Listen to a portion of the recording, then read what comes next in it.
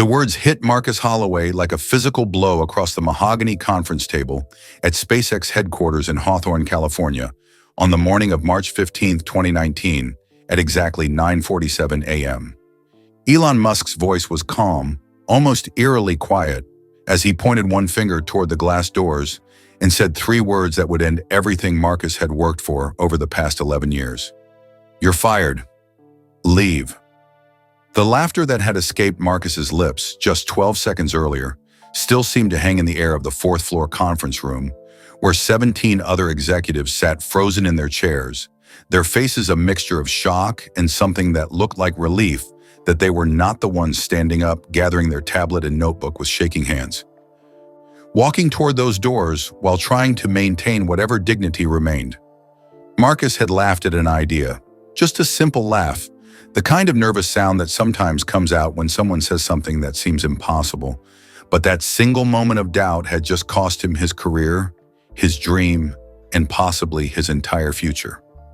The thing was, Marcus didn't even know yet just how catastrophically wrong he had been. How the idea he had dismissed with that laugh would change everything. Not just for SpaceX, but for humanity itself. And how his name would become a cautionary tale whispered in Silicon Valley boardrooms for years to come. 11 years earlier, Marcus Holloway had walked through those same doors for his first interview at SpaceX with stars in his eyes and a degree in aerospace engineering from MIT tucked under his arm like a golden ticket. He was 26 years old, fresh-faced and brilliant, the kind of young engineer who solved complex calculus problems in his head while other people were still trying to understand the question. His father, Robert Holloway, had worked at NASA during the Apollo missions, spending 30 years analyzing trajectory calculations before retiring to a small house in Florida where he could watch rocket launches from his back porch. Marcus had grown up on stories of the moon landing, of how his father had been in mission control when Neil Armstrong took those first steps, of how humanity's greatest achievement had been built by people who refused to accept the word impossible. When Marcus got the job offer from SpaceX, his father had cried, actually cried, real tears streaming down his weathered face as he hugged his son and whispered that he was so proud that Marcus was going to be part of something even bigger than Apollo, that he was going to help make humanity a multiplanetary species. Marcus remembered that moment every single day as he walked into the SpaceX facility, past the Dragon capsule in the lobby, past the photos of successful launches on the walls, settling into his desk in the propulsion engineering department where he would spend the next decade of his life. The early years were magical in a way that Marcus would later struggle to describe to people who had never worked at a place like SpaceX. The company was smaller then, scrappier, filled with people who worked 100-hour weeks, not because they had to, but because they genuinely could not imagine being anywhere else. Marcus would arrive at 6 in the morning and leave at 11 at night, grabbing sleep in his car sometimes when a deadline was approaching, living on coffee and the kind of adrenaline that comes from knowing you are building something that matters. He met Sarah Chen during his second week, a materials engineer who had moved to California from Beijing to join the team, and they bonded over late-night Chinese takeout in the lab while running stress tests on heat shield prototypes. Sarah became his closest friend at the company, the person he would grab lunch with in the cafeteria, the one who would cover for him when he needed to leave early for his father's doctor appointments when Robert's health started declining. They celebrated together when Falcon 1 finally reached orbit on its fourth attempt in September 2008, jumping up and down in the mission control room like children, hugging strangers, feeling like they had just witnessed history being made with their own eyes. Marcus was promoted to senior engineer, then lead engineer, then engineering manager, climbing the ladder one rung at a time, earning the respect of his colleagues through long hours and brilliant solutions to problems that seemed unsolvable. But something changed in Marcus over those years, something subtle that he did not even notice happening until it was too late. Success became routine, the impossible became merely difficult, and the wild dreams that had once fueled the company started to sound less like inspiration and more like recklessness. By 2015, Marcus was managing a team of 43 engineers, attending budget meetings and reviewing timelines, spending more time in conference rooms than in the lab. He started pushing back on ideas that seemed too ambitious, too expensive, too risky.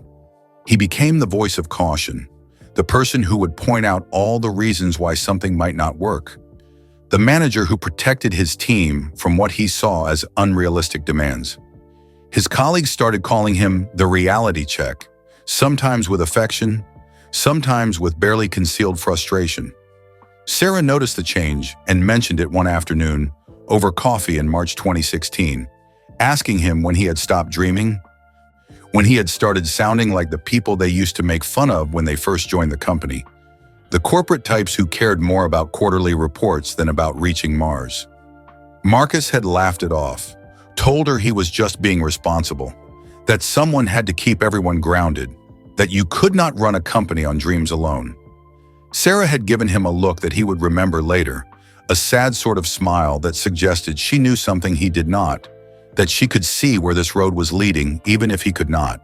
The meeting on March 15, 2019 had been scheduled for weeks, marked on everyone's calendars as a critical strategy session for the Starship program.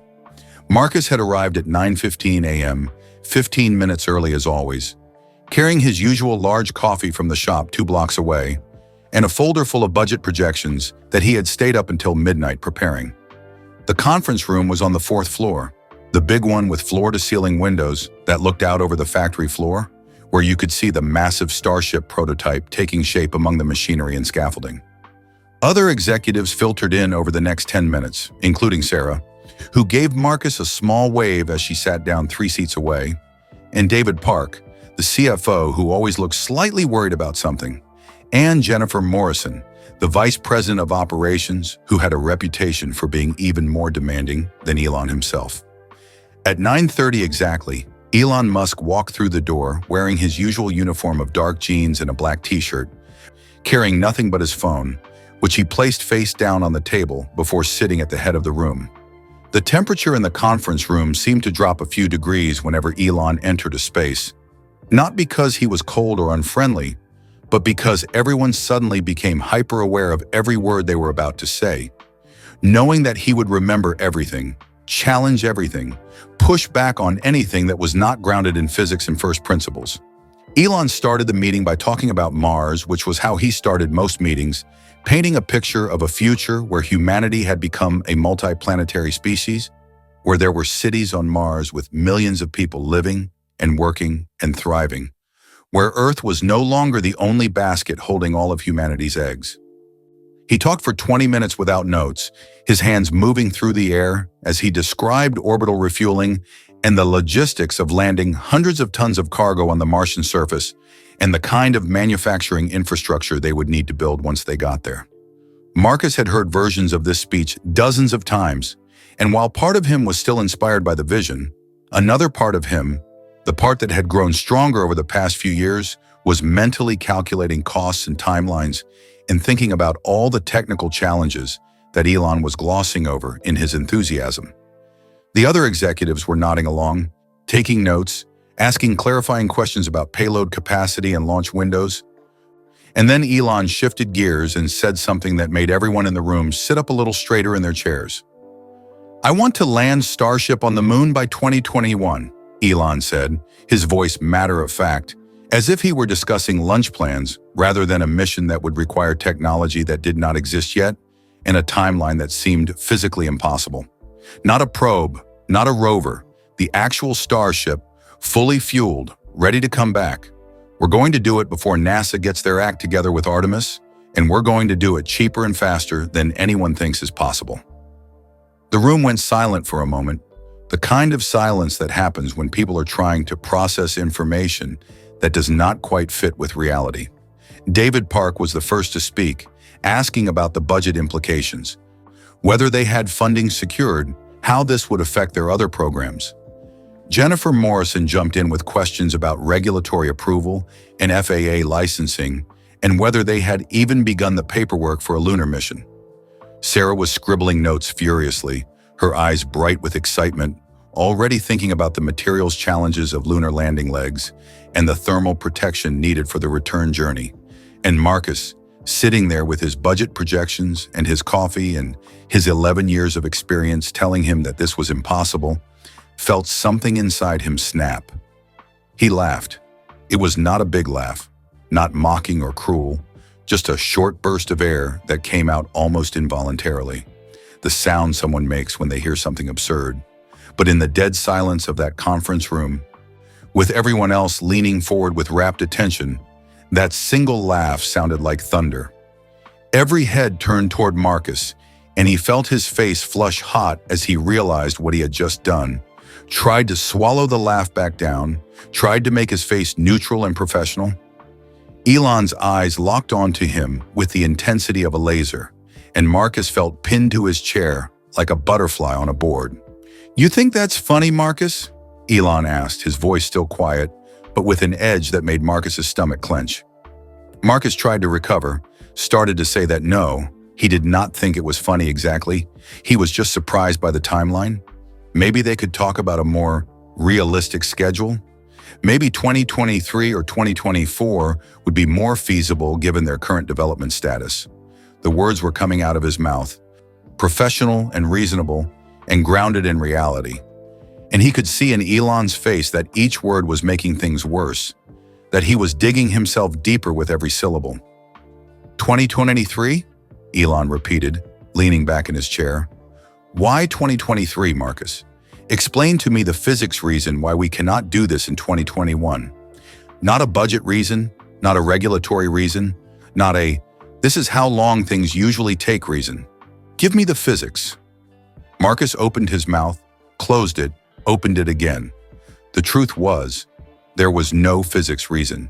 Not really, just a long list of practical obstacles and conventional wisdom about how aerospace programs worked and how long things took and how many tests you needed to run before you could trust a system. But Elon did not care about conventional wisdom, had never cared about it, had built 3 companies that had fundamentally changed their industries by ignoring what everyone said was impossible. Marcus tried to articulate his concerns, talking about the testing schedule they had planned for Starship, the number of iterations they would need to get the landing system right, the complexity of coordinating with NASA and other stakeholders. And with each point he made, he could see Elon's expression hardening, could see the other executives shifting uncomfortably in their seats, could see Sarah shaking her head almost imperceptibly. That was when Elon stood up and the room went completely still, everyone holding their breath.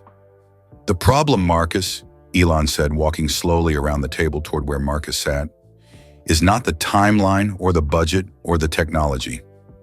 The problem is that you have stopped believing that we can do hard things.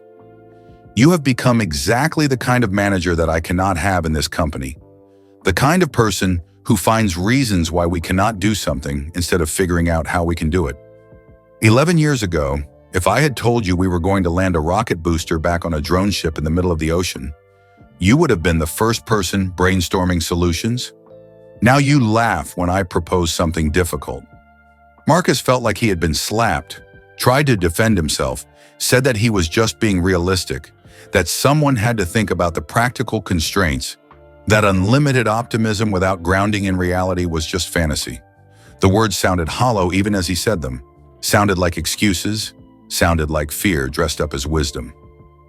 Elon looked at him for a long moment, and Marcus saw something in his eyes that might have been disappointment or sadness or just cold calculation. The way you might look at a machine that had stopped working and needed to be replaced. Then Elon pointed at the door and said those 3 words, "You're fired, leave." And Marcus's entire world collapsed in on itself like a dying star. He sat there for maybe 3 seconds, his brain trying to process what had just happened, looking around the table at the faces of his colleagues, seeing sympathy in Sarah's eyes and relief in others, and something that looked like fear in everyone, because they all knew it could have been them, that any of them could be next if they forgot what this company was really about. Marcus stood up on legs that felt like they were made of water, gathered his things with hands that shook so badly he almost dropped his folder, walked toward those glass doors while 17 pairs of eyes watched him go. Nobody said anything. Nobody tried to stop him. Nobody defended him or suggested that maybe this was too harsh, because everyone in that room understood that this was not about cruelty or ego. This was about what SpaceX needed to be in order to achieve its mission, and there was no place in that mission for people who had lost the ability to believe. The walk from the conference room to his desk felt like it took hours, though it was probably only 5 minutes. Marcus moving through the facility in a daze while people worked around him, unaware that his career had just ended, that everything he had built over 11 years had just evaporated. He packed his personal items into a cardboard box that someone from HR brought him, a young woman named Elena who looked uncomfortable and kept apologizing even though none of this was her fault, who explained the severance package and the non-disclosure agreement he would need to sign, and the process for returning his badge and laptop. Sarah found him at his desk 20 minutes later, her eyes red like she had been crying, and she hugged him without saying anything because there was nothing to say. Nothing that would make this better or undo what had happened. She walked him to his car in the parking lot, helped him load the box into his trunk, and before he drove away, she grabbed his arm and said, "Marcus, I know this hurts now, but you need to understand something. Elon was not wrong. You did change, and not in a good way.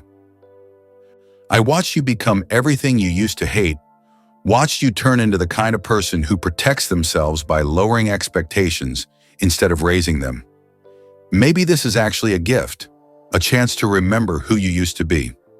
Marcus drove home to his apartment in El Segundo, a small one-bedroom place that he had never bothered to properly furnish because he spent so little time there, and sat on his couch staring at the wall for the rest of the day.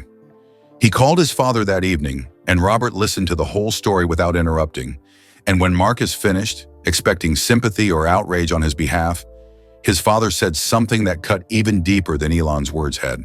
"Son, when I was at NASA during Apollo, we had a saying. The people who said it could not be done were constantly being interrupted by the people actually doing it. Sounds to me like you became the first kind of person instead of the second kind. And that's a damn shame because I raised you to be better than that." Marcus hung up feeling worse than before, crawled into bed even though it was only 7 p.m., and lay there in the dark thinking about all the choices that had led him to this moment, all the times he had chosen safety over risk, practicality over vision, protection over progress. The weeks that followed were brutal in ways Marcus had not anticipated. The severance package was generous, enough to live on for several months while he looked for a new job. But that was not the problem. The problem was that word spread fast in the aerospace industry. And within days, everyone seemed to know that Marcus Holloway had been fired from SpaceX, had laughed at Elon Musk in a meeting, had been dismissed with 3 words that became legend in the retelling. He applied to positions at Boeing, at Blue Origin, at Northrop Grumman, at every aerospace company he could think of, and got polite rejection emails or no response at all. He had coffee with a former colleague who had moved to Lockheed Martin, and the guy told him straight that nobody wanted to hire someone who had been publicly fired from SpaceX, that it raised too many questions about attitude and culture fit, that Marcus had become damaged goods whether that was fair or not. Marcus started having panic attacks in the middle of the night, waking up at 3 a.m. with his heart pounding and his sheets soaked with sweat. Replaying that moment in the conference room over and over, wishing he could go back and just keep his mouth shut.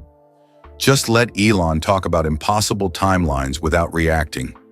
Just nod along like everyone else.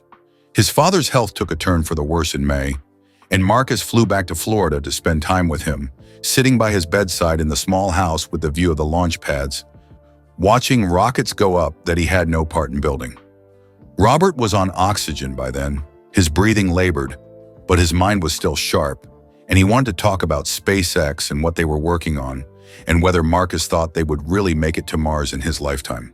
Marcus could not bring himself to tell his father the truth, that he was no longer part of any of it, that he had thrown away his chance to be part of history because he had forgotten how to dream.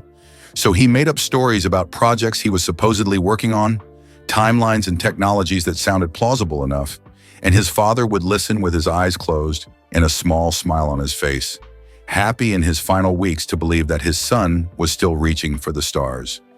Robert Holloway died on June 8, 2019, with Marcus holding his hand, and the last thing he said was that he was proud, so proud that Marcus was carrying on the legacy of exploration, of refusing to accept limits, of believing that humanity was destined for more than just one planet. Marcus scattered his father's ashes at Cocoa Beach on a Tuesday morning in mid-June, standing alone in the sand while tourists played in the waves, feeling like he had not only lost his father, but had also betrayed everything his father had believed in, everything he had raised Marcus to be. He flew back to California the next day and spent the summer in a depression that felt like drowning, sitting in his apartment applying for jobs that would never call back, watching SpaceX news on his laptop and feeling like a ghost haunting his own life. Sarah texted him occasionally to check in, but they both knew their friendship could not survive his departure from the company, that she was moving forward with the mission while he was stuck in the past, and their conversations grew shorter and more awkward until they stopped altogether. Marcus gained 20 pounds from sitting around eating takeout, stopped going to the gym, stopped shaving regularly, let his apartment get messy in a way he never had before, stopped caring about things that used to matter because nothing seemed to matter anymore. In September 2019, Marcus finally got a job offer from a small satellite company in San Diego, a position doing routine engineering work on commercial communication satellites, the kind of work that paid the bills but did not inspire anyone or push any boundaries or contribute to humanity becoming a multiplanetary species. He took the job because he had to, because his severance was running out and his savings were dwindling, and he needed health insurance and a paycheck. But every day felt like dying slowly, sitting in a cubicle designing parts for satellites that would do nothing more interesting than beam television signals to rural areas.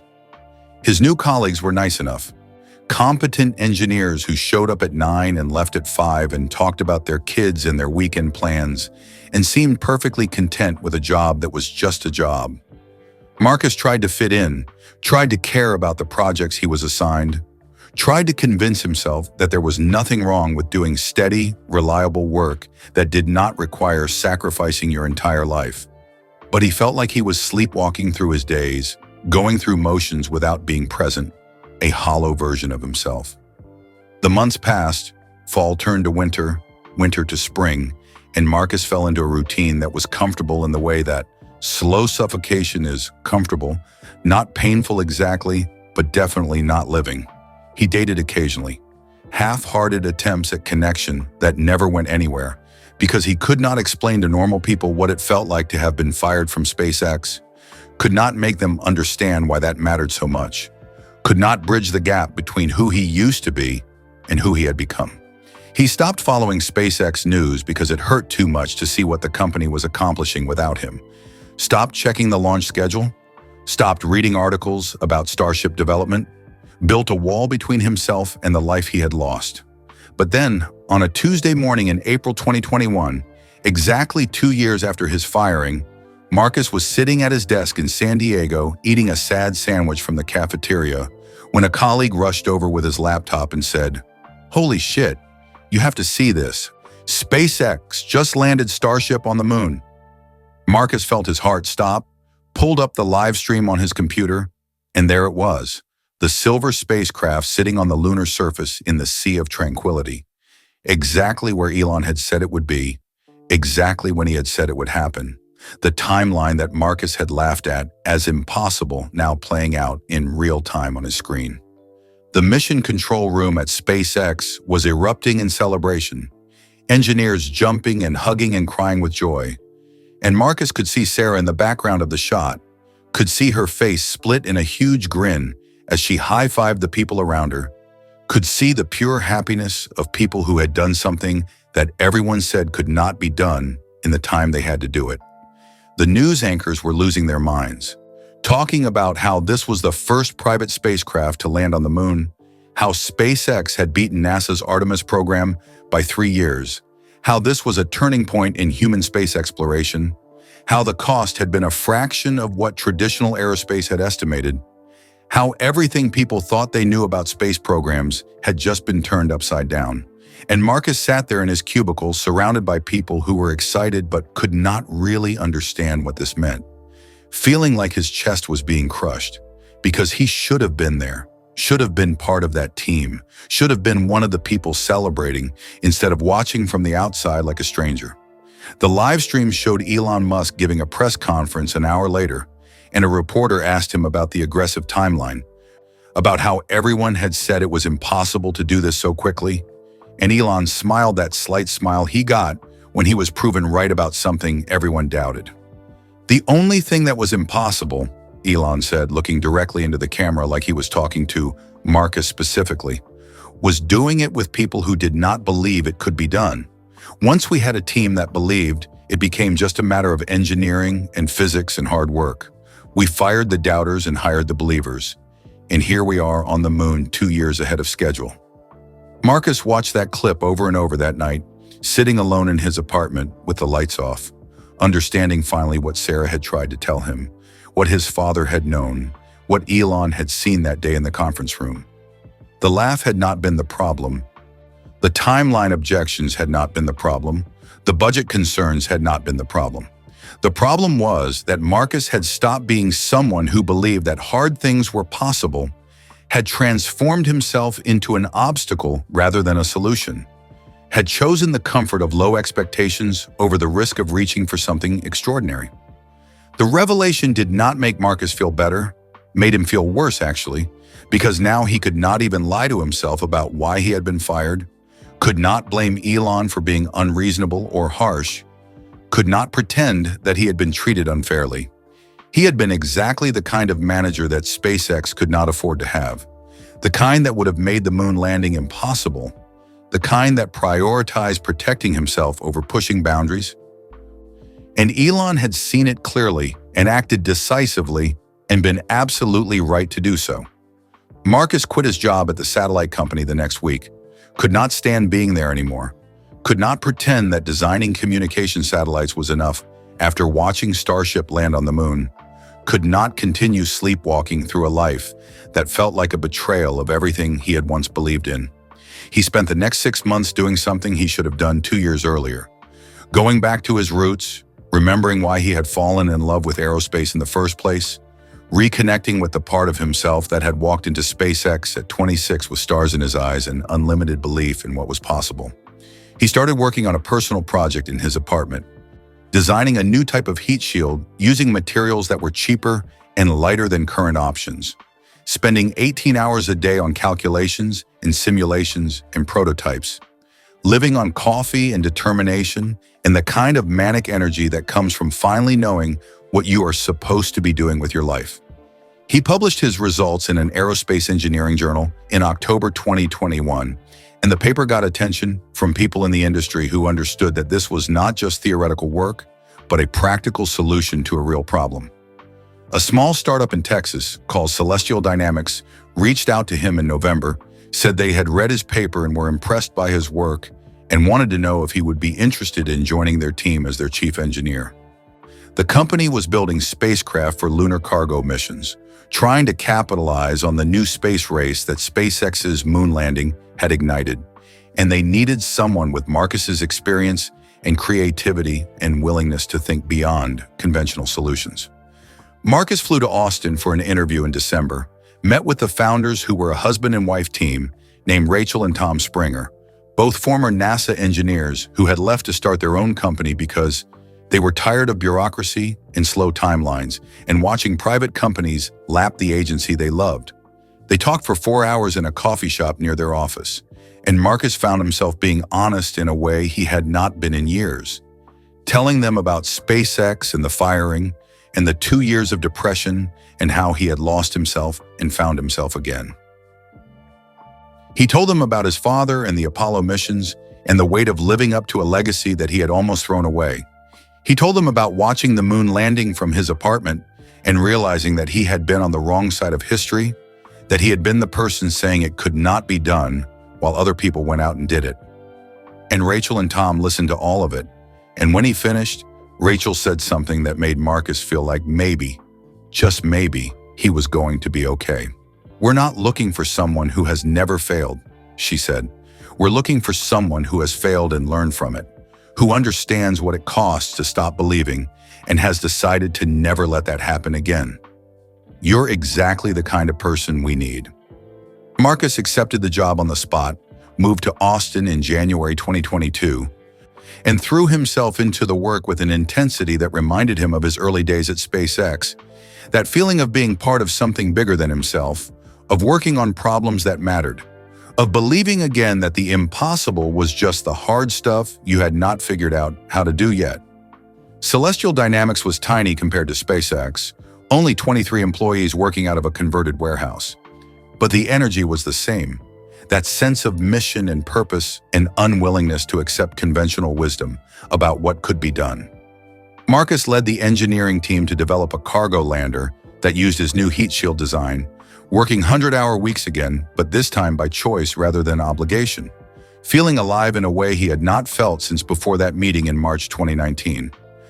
They tested their prototype in the New Mexico desert in July 2022, and when it worked perfectly, landing precisely on target with minimal fuel usage, Marcus cried for the first time since his father's funeral, not from sadness, but from relief and joy and the overwhelming gratitude of getting a second chance. The company grew over the next 2 years, secured contracts with commercial space stations and lunar mining operations, hired more engineers and expanded their facility, and Marcus became not just the chief engineer, but the heart of the company's culture. The person who reminded everyone when things got hard that they were capable of more than they thought, that the only real limits were the ones they accepted in their own minds. He mentored young engineers the way he wished someone had mentored him, teaching them not just the technical skills but the mindset required to do extraordinary things, the importance of maintaining belief even when everyone else doubted, the danger of becoming comfortable with mediocrity. And sometimes late at night in the lab, Marcus would think about Elon Musk in that conference room and those 3 words that had destroyed his old life, and he would feel grateful instead of bitter, understanding finally that being fired had been the best thing that could have happened to him, that it had broken him open and forced him to confront who he had become, and given him the opportunity to rebuild himself into something better. In March 2024, exactly 5 years after his firing, Marcus got an email that made his hands shake when he saw the sender's name. It was from Sarah Chen, the first time they had communicated in almost 3 years, and the message was short and straightforward. SpaceX was developing a new propulsion system for deep space missions and wanted to license the heat shield technology that Celestial Dynamics had pioneered, the design that Marcus had created in his apartment during his darkest days. Sarah had been assigned to negotiate the deal, and she wondered if Marcus would be willing to come to Hawthorne to discuss terms and maybe catch up on everything that had happened over the years. Marcus stared at that email for a long time before responding, feeling all the old emotions surge up, the shame and regret and loss, but also something new, something that felt like closure or redemption, or maybe just the recognition that he had survived and come out the other side as someone better than he had been. He replied that yes, he would be happy to meet, suggested a date 2 weeks out to give himself time to prepare mentally for walking back into the building where his career had ended. The meeting took place on a Tuesday morning in late March, and Marcus arrived 15 minutes early, standing in the parking lot looking at the facility where he had spent 11 years of his life, feeling like he was visiting a past version of himself. Sarah met him in the lobby, and they hugged awkwardly, both of them acknowledging without words how much had changed, how they were different people now than they had been back then. She walked him through the facility, past the Dragon capsule display, past the photos of successful launches that now included the moon landing he had watched from his apartment, into a conference room that was not the same one where he had been fired, but was similar enough to make his stomach clench. They talked business for an hour, negotiating licensing terms and technical specifications and timelines, both of them professional and focused, and then Sarah suggested they grab lunch at the cafeteria like they used to do. And over mediocre sandwiches and coffee, they finally talked about everything that had happened. Sarah told him that she had thought about reaching out 100 times over the years but had not known what to say, had not been sure if he would want to hear from her or if it would just make things harder. She told him that the day he was fired had been one of the worst days of her life too, watching her closest friend walk out those doors and knowing she could not follow or defend him because he had been wrong and Elon had been right, even though the way it happened was brutal and the cost was enormous. She told him that the company had changed after that day, that everyone had become more careful about expressing doubt, That the fear of being fired had become a motivating force that was both productive and toxic, driving people to achieve incredible things, but also creating an environment where failure was terrifying and vulnerability was dangerous. And Marcus listened to all of this and then told her his side of the story. The 2 years of depression and lost opportunities and the slow process of finding himself again. The way he had built something new from the ashes of his old life. The gratitude he felt now for having been forced to confront who he had become before it was too late to change. They talked for 3 hours, missing afternoon meetings and not caring, rebuilding a friendship that had been broken by circumstances neither of them could have controlled, finding a way to honor what they had shared while acknowledging who they were now. And then Sarah said something that Marcus had been wondering about for 5 years, something he had been too afraid to ask. "Do you want to know what the idea was?" she asked. "The one that you laughed at, the moon landing in 2021? Elon had a reason for pushing that specific timeline. Something he did not share in the meeting because he was so angry at your reaction that he never got to the rest of his presentation. The moon landing was supposed to be a proof of concept for a Mars mission in 2026, a demonstration that we could land heavy cargo on another celestial body and return safely, that we could do it on an accelerated timeline and under budget, that all the doubters who said Mars was 50 years away were wrong. Your laugh killed that pitch before he could even finish it, derailed a meeting that was supposed to be about convincing the board to approve funding for human Mars missions, made him question whether he had the right team to actually pull it off. That's why he fired you so quickly. Not just because you doubted him, but because your doubt threatened the entire vision at a critical moment when we needed everyone to believe without reservation." Marcus felt the weight of that information settle over him like a physical thing, understanding finally the full context of what had happened that day. Why 3 words had been enough to end his career. Why there had been no second chance or opportunity to explain or path to redemption in that moment. He had not just laughed at an idea, he had laughed at the culmination of everything SpaceX existed to accomplish, had expressed doubt at the exact second when the company needed absolute belief, had proven himself to be unreliable at the most critical juncture. And the thing that made it even worse, the thing that Sarah told him next, was that SpaceX had indeed achieved the moon landing in 2021, had used it as proof of concept exactly as Elon had planned, and was now on track for a crewed Mars mission in late 2026, exactly the timeline that had been dismissed as impossible by people like Marcus, who had forgotten how to believe in hard things.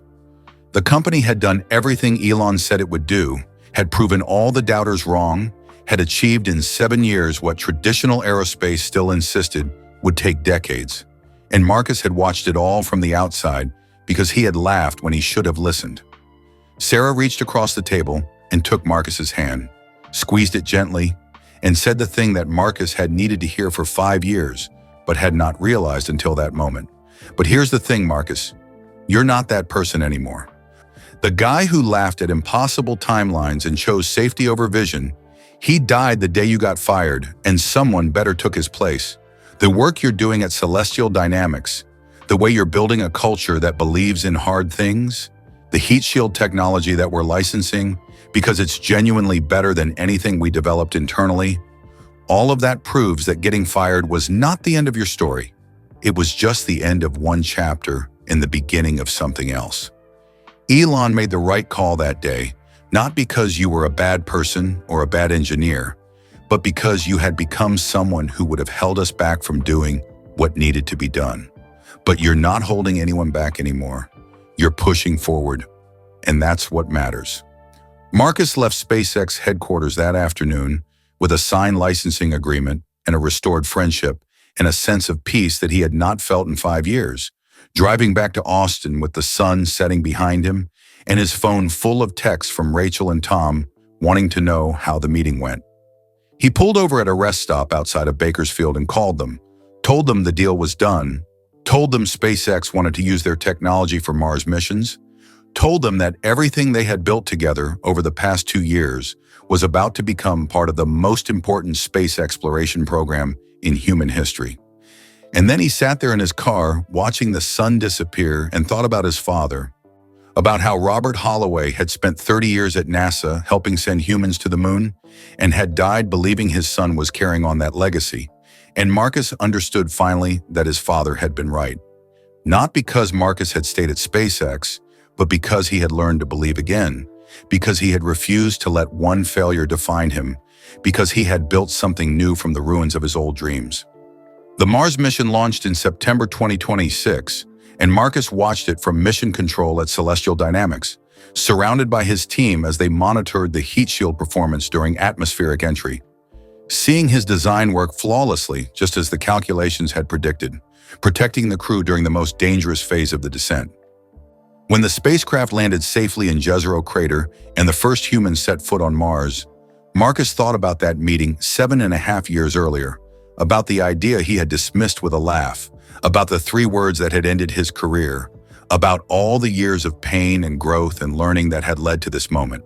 And he understood, finally and completely, that Elon Musk had not been cruel or vindictive or unreasonably harsh that day in March 2019.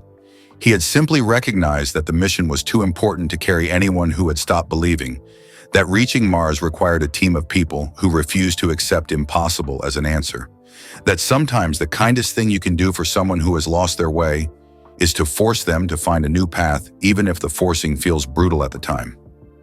Marcus's name was listed in the mission credits as one of the contributing engineers, his heat shield design acknowledged as a critical component of the landing system, and when reporters asked him about it later, asked him how it felt to be part of the first human landing on Mars despite having been fired from SpaceX, Marcus smiled and said something that captured everything he had learned from being fired and rebuilt and given a second chance at reaching for the stars.